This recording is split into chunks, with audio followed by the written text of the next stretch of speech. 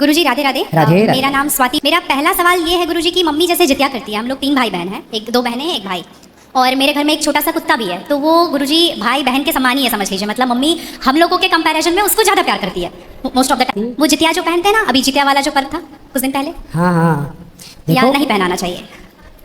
ये क्या होता है, पहले ये समझाओ, हम अभी समझे नहीं क्या होता है। भाषा जैसे में मैं बताती हूँ, जैसे पति के लिए तीज किया जाता हाँ। है, ठीक उसी प्रकार से बच्चों के लिए जितिया का पर्व किया जाता कि है। हमारे यहाँ उसे संतान सप्तमी कहते हैं। शायद, मुझे इसका ज्ञान नहीं। हाँ हाँ, हमारे यहाँ उसको संतान सप्तमी बोलते हैं। ठीक है, ठीक है, ठीक है। देखो, बच्चों के साथ बच्चों का व्यवहार करो, जीव मात्र से प्रेम करना बुरा नहीं है। सबसे प्रेम करो, सबको रोटी दो, सबको प्यार करो, सबको दुलार करो। प्यार दुलार करने में कोई बुराई नहीं, पर हर चीज़ की मर्यादाएं हैं। आप जितना प्यार अपने पति से करती हैं, आप उतना प्यार, उस तरह का प्यार पर पुरुष से करेंगे तो ये मर्यादा के खिलाफ है। मतलब प्यार आप कहेंगे नहीं जी, जैसा हम अपने पति से करते हैं वैसे तुमसे भी करेंगे, वो अमर्यादित हो जाएगा। उसी तरह हम गाय से जो व्यवहार कर सकते हैं वो कुत्ते से नहीं कर सकते। तो हर चीज़ की एक मर्यादा है। कुत्ते को देहली के बाहर रखा जाता है, घर के अंदर नहीं। बट वो तो हमेशा घर में ही रहता है। वो आपकी अज्ञानता बस है। कुत्ता जहाँ जहाँ अपने पाँव रख देता है, कुत्ता जहाँ जहाँ होता है वो अशुद्ध हो जाती है जगह। कुत्ता के स्पर्श से अशुद्धि आती है, इसलिए कुत्ता को रोटी खिलाने का विधान तो है। कुत्ते को आवश्यकता है तो आप उसकी दवाई भी कराइए, है ना। अनायास उसे छूने का विधान नहीं है। तो फिर गुरुजी उसको घर से बाहर कर दें? बाहर क्या, कुत्ते घर के अंदर रहे कब? आज के ज़माने में फैशन का ज़माना, तो गाय है आपके घर में? नहीं गुरुजी, इसलिए नहीं पॉसिबल है क्योंकि आप फ्लैट में नहीं रख सकते। आप खुद अगर रेंट पे रहते हैं समस्या तो यही है कि आज हम कुत्ते को रखने को पॉसिबल मानते हैं पर गाय को रखना इम्पॉसिबल मानते हैं। गुरुजी दिक्कत तो कुत्ते से भी है बहुत लोगों को। हाँ। लॉजिकली देखा जाए, अगर उसको हम बाहर लेकर के जाते हैं शौच के लिए तो उससे भी दिक्कत है, लेकिन कुत्ते में मैनेज हो जाता है क्योंकि हम बाहर लेके जाते हैं। एक्चुअली कुत्ते में आप लोग मैनेज करना सीख गए हैं। काश गाय के साथ भी मैनेज करना सीख गए होते तो गाय भी मैनेज हो जाती है अभ्यास से। अब कुत्ते के संग रहते रहते अभ्यास हो गया। मतलब उस गाय की हाइट की ग्रोथ नहीं है, वो गाय की हाइट, वो गाय बहुत छोटी सी होती है, इतनी सी होती है कि आप उसे गोद में ले सकते हैं। आप उसे गोद में लेके पूरे घर में घूम सकते हैं, मतलब इतनी छोटी गाय होती है वो। देखो, भगवान को पता था कलयुग में ऐसा होगा, इसलिए ऑप्शन दे रखा है। Thank you. आप कुत्ते को गोद में लेके घूमते हैं, पर भगवान ने ऑप्शन दे रखा था, हम लोगों का ध्यान उस तरफ गया नहीं। सही बात। गुरुजी मेरा दूसरा सवाल ये है कि ये सवाल बेसिकली मेरी बहन के घर वालों का है। चिकन नहीं खाना चाहिए क्योंकि उसमें जान होती है, कोई भी जानवर नहीं खाना चाहिए क्योंकि जान होती है। प्लांट में भी तो जान होती है ना गुरुजी? हाँ होती तो है। फिर हम उसको तोड़ते हैं तो उसको नहीं दर्द होता? ऐसा उनके घर वालों का सवाल है, मेरे माध्यम से। नहीं, आप ठीक कह रहे हैं। देखो, किसी आप ना गेहूं को चबा जाइए जी, चने को चबा जाइए, दालों को चबा जाइए, तो वो रोती नहीं है, चीखती नहीं है, उसमें रक्त नहीं होता, हड्डी नहीं होती, मांस नहीं होता, वो चीखती नहीं है, चिल्लाती नहीं है ना। पर आप मुर्गी को मारिए तो वो चीखेगी, चिल्लाएगी, भागेगी, खून है, हड्डी है, मांस है ना। एक्चुअली सिद्धांत है ना। देखो, इतने सारे मर्द हैं, लेकिन इतने सारे मर्दों में एक मर्द ऐसा है जो आपका हाथ पकड़ के रह सकता है, आपका हाथ पकड़ के घूम सकता है, कोई कुछ नहीं बोल सकता, क्योंकि वो आपका पति है ना। समाज ने आपको इजाज़त दे दी, आपकी मांग भर गई, मंगलसूत्र आ गया, अब समाज ने स्वीकार कर लिया कि ये मर्द, ये पुरुष अब आपका पति है। अब आपको दूसरे पुरुषों के साथ देखा गया तो आप अच्छे नहीं माने जाएंगे।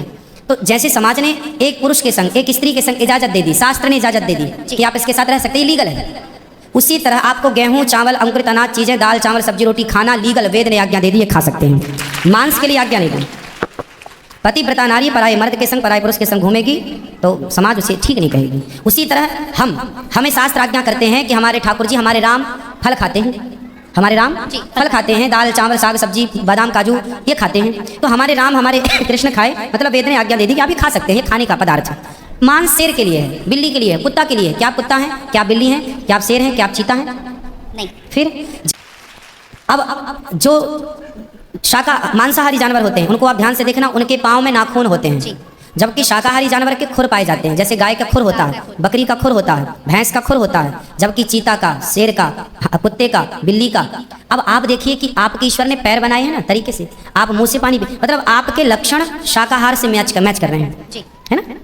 बिल्ली के, कुत्ते के यहाँ कहना है दांत बड़े बड़े होते हैं मांस फाड़ने के लिए, आपके नहीं है। मतलब आप ईश्वर की तरफ से शाकाहार। और अब मैं नहीं कहता, आप मेडिकल साइंस का अध्ययन करके देखिएगा, साइंटिस्ट लोग अब से, अभी मैं इंग्लैंड गया था, वहाँ मुझे बताया कि जो अंग्रेज लोग, इनके बाप दादी जो मांस खाते चले आए हैं, अब कुछ अंग्रेज लोग इतने जागरूक हो गए हैं कि अब वो मांस नहीं खाते। वो कहते हैं कि अब इसको खाने से बीमारियां बढ़ रही हैं, लोग परेशान हो रहे हैं। पहले के लोग जंगल में कंदमूल फल खाते थे, ये अब खाने लग गए हैं, सुअर खा रहे हैं, कुत्ता खा रहे हैं। अब बहुत सारे लोग शाकाहार की तरफ जो जागरूक हैं बढ़ रहे हैं। तो तो आप और हम तो पहले से जागरूक हैं, तो हम क्यों अपने आप को मांसाहार की तरफ ले जाएं, क्यों किसी की हड्डी चबाएं। बताइए, हमारे यहाँ मुर्दे को छूने से लोग नहाते हैं, कितनी दुर्गंध है। अब देखो, आप गेहूं, आप पालक काटो, गोभी काटो, है ना, मूली काटो, गाजर काटो, दाल पकाओ, कोई दुर्गंध आती है आपकी रसोई में? नहीं। लेकिन आप मुर्गी पकाओ, मुर्गी काटो, बिल्कुल वो बदबू से भर जाएगा। जी। मतलब आपकी नाक भी आपको गवाह देने लग जाएगी, भाई बस कर, है ना। तो शरीर एक्सेप्ट नहीं करता, आप जबरदस्ती खिला रहे हैं। गुरुजी, मेरा तीसरा प्रश्न ये है कि जैसे हम लोग एकादशी करते हैं और किसी दिन अगर हम बाहर रहते हैं और उस दिन एकादशी है, फॉर एग्जांपल हम आउट ऑफ स्टेशन है और उस दिन ख्याल नहीं कि एकादशी है, तो अगर हम बाहर चावल खा लेते हैं या लहसुन प्याज खा लेते हैं तो क्या वो ब्रेक हो जाता है पर्टिकुलर एकादशी उस दिन का, या पूरा कंटिन्यूड रहता है जो 108 हम कर रहे हैं? कंटिन्यू कैसे रहेगा? वो पर्टिकुलर वाला कैंसिल होता है ना जिस दिन हम खा लिए बाहर। हाँ, आपने जो खा लिया वो एकादशी भंग हो गई जी, और पीछे से जो हम कंटिन्यू जो करते आए हैं वो तो जो किया वो मिलेगा, जो आगे करेंगे वो मिलेगा। पर हमें इस बात का ध्यान रखना चाहिए। यदि आपने एक बार खा लिया, एकादशी के दिन कोई ने धोखे से कुछ खा लिया, चावल खा लिया, रोटी खा ली, बिस्किट खा लिया, तो भगवान से क्षमा मांगनी चाहिए, प्रभु अज्ञानवश हुआ, हमें क्षमा कीजिए। और फिर उतने को ही फलाहार मान लेना चाहिए, फिर कुछ नहीं खाना चाहिए। जैसे आज आपने धोखे से चावल खाया, आपने खाया ही एक कौर, तभी याद आया आज तो एकादशी। अब आप बोलेंगे नहीं, हे प्रभु अपराध हुआ, क्षमा, भगवान का नाम जप करो और उसको ही मान लो कि मेरा पारण हो गया। अब गुरुजी, मेरा चौथा सवाल ये है कि आप कहते हैं दारू पीना पाप है, चिकन खाना पाप है क्योंकि उसमें जान है। दारू में ऐसी कौन सी चीज मिली होती है कि उसको पीने से पाप हो जाता है? अगर आप पी के कुछ गलत कर रहे हैं तो फिर गलत है लॉजिकली, तो फिर पाप क्यों? और अगर दारू में नशा चुकी होता है, अगर वो पाप है तो फिर तो पुड़िया खाना, सिगरेट पीना, सारी चीजें पाप में आ जाएंगी। ये पाप अलग विषय है, अभी मैं समझा देता हूँ आपको। जब हमारा देश गुलाम था जी, तो एक अंग्रेज ने एक पंडित जी की कनपटी पे बंदूक रखी और अंग्रेज ने कहा, ये पंडित जी हाँ तुम बड़े पुजारी हो? हाँ पुजारी हैं। हिंदू? हाँ। आज मैं तुम्हें गोली मारूंगा। पंडित जी बोले क्यों मारोगे? बोले आज 4 चीज़ें तुम्हारे सामने हैं। अंग्रेज ने 4 चीज़ें पंडित जी के सामने रखी। पहले पराई स्त्री ला के रख दी, तुझे आज इसके संग रहना है। दूसरा मांस रख दिया, आज तुझे मांस खाना है। और तीसरा ढेर सारा सोना रख दिया, इतना सोना तो रोज भीख मांगता है ना, ले जा सोना। और चौथी दारू रख दी, शराब। इन चारों में एक चीज़ तुझे लेनी पड़ेगी, नहीं लेगा तो गोली मारूंगा। बोल क्या लेता है? पंडित जी बोले पराई औरत तो मैं नहीं देख सकता, मार दो गोली मुझे, पर मैं पराई स्त्री के, मेरी माँ बहन, मेरे संस्कार ऐसे हैं कि मेरी माँ बहन और बेटी है ये, मैं मर जाऊंगा पर चरित्र में दाग नहीं लगने दूंगा, तो ये स्त्री तो मैं नहीं ले सकता। अब मांस भी मेरे धर्म के खिलाफ है, आप गोली मार दो, मैं ब्राह्मण हूँ, मैं मर जाऊंगा पर ये धर्म नहीं छोड़ूंगा। और रहा ये सोना भी नहीं लूंगा, क्योंकि मैं भीख इसलिए बेईमानी करता तो भीख क्यों मांगता, मैं ईमानदारी से भीख मांग के खा सकता हूँ, बेईमानी का करोड़ों नहीं ले सकता, इसलिए सोना भी नहीं लूंगा। हाँ, पंडित जी को लगा ये तो पानी है, दारू शराब, हमको दारू पानी लगा, ये तो पानी है। पंडित जी को बेचारों को पता नहीं था कि दारू का क्या मजा है। अब उनको लगा ये पानी है, पिएंगे निकल जाएगी। पानी समझ के पंडित जी ने बोला कि चलो गोली कनपट्टी में बंदूक रखा है, चलो पी लेते हैं, अभी निकल जाएगी शाम तक। पंडित जी ने दारू पी, और जब दारू पी ली तो दारू जब पी तो नशा चढ़ा, और जब नशा शराब का जब नशा चढ़ता है तो इंसान नहीं रह जाता। जैसे स्त्रियों को जिसको ऑपरेशन होता है ना, तो रीढ़ की हड्डी में डॉक्टर एक इंजेक्शन लगाते हैं जिससे शून्य हो जाती है, वो अंग क्या हो जाता है, कोई भी ऑपरेशन में डॉक्टर आपको शून्य कर देता है। उसी तरह शराब आपके मस्तिष्क को, आपके सोचने विचारने की क्षमता को शून्य कर देती है, माइंड को शून्य कर देती है।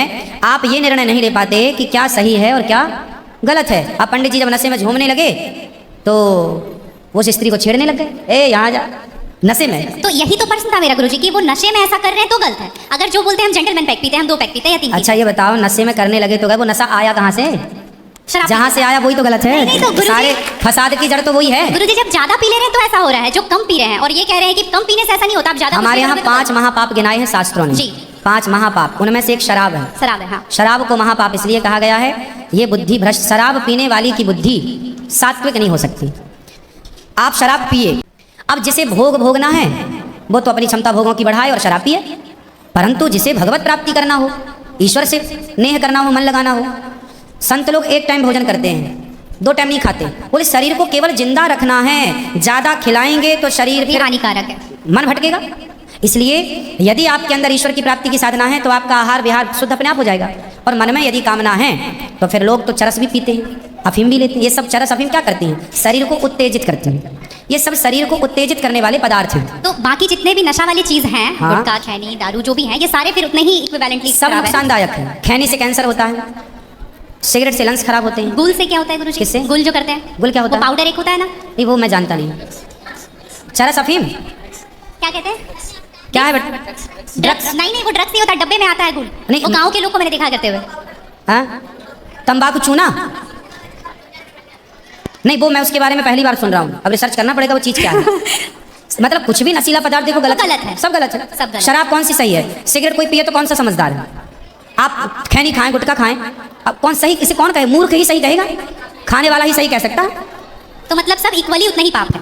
पाप पुण्य अलग विषय हो गया। नहीं गुरुजी, आप कहते हैं कि शराब को पाप माना गया है, बाकी ये चीज़ों सारी को- चीज पाप के अंतर्गत है। अब सेहत खराब हो ही जाएगी। शराब के नशे को पाप माना गया है, बाकी चीजें गलत हैं। ठीक है, महापाप में शराब को लिया गया है, बाकी चीजों को गलत। सही कैसे हो सकती है? खैनी और सिगरेट और बाकी चीजें। महापाप में शराब को गिना। देखो, एक होता है महापाप, एक होता है पाप। जी।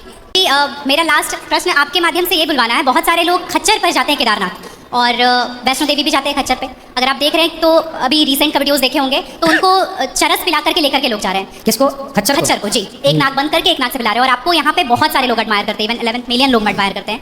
अगर आप ये बोल देंगे कि आप धाम जाते हो तो जाओ, लेकिन पैदल जाओ, इनका प्रयोग मत करो, तो मेरे लिए बहुत अच्छा होगा, क्योंकि हम बहुत ज़्यादा ही एनिमल लवर हैं। तो ये देख करके लगा था मुझे कि कभी आऊंगी यहाँ तो आपके माध्यम इसलिए से जरूर पहले मैं- के लोग जब तीर्थ यात्रा पर वहाँ केदारनाथ बद्रीनाथ जाते थे, जी। तो इस उद्देश्य से जाते थे कि अब वापस नहीं आना। पहले के लोग जाते थे इस उद्देश्य से कि अब वापस नहीं आना, वहीं भगवत धाम में चले जाएंगे। आजकल इसलिए आज के ज़माने में तीर्थ इत्यादि जवानी में ही कर लो। माँ बाप को समय है, पाँव हाथ चल रहे हैं तो करा दो, भजन करो मस्त जवानी में, बुढ़ापा किसने देखा। तो समय से सब कर लो, बुढ़ापे में फिर तो खच्चर ही बचेगा, वो तो 1000-2000 दे के जाना चाहेगा।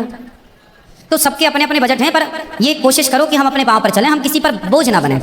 ये सही है कि हम किसी जीव को परेशान ना करें। जी। तो उन लोगों को भी इस बात का ख्याल रखना चाहिए। आप लोग भी अपने पाँव पर चलने की कोशिश करें, और कुल मिला के जीव पर कोई भी भार ना बने, जीव मात्र को हम परेशान ना करें। जी, धन्यवाद गुरुजी, थैंक यू।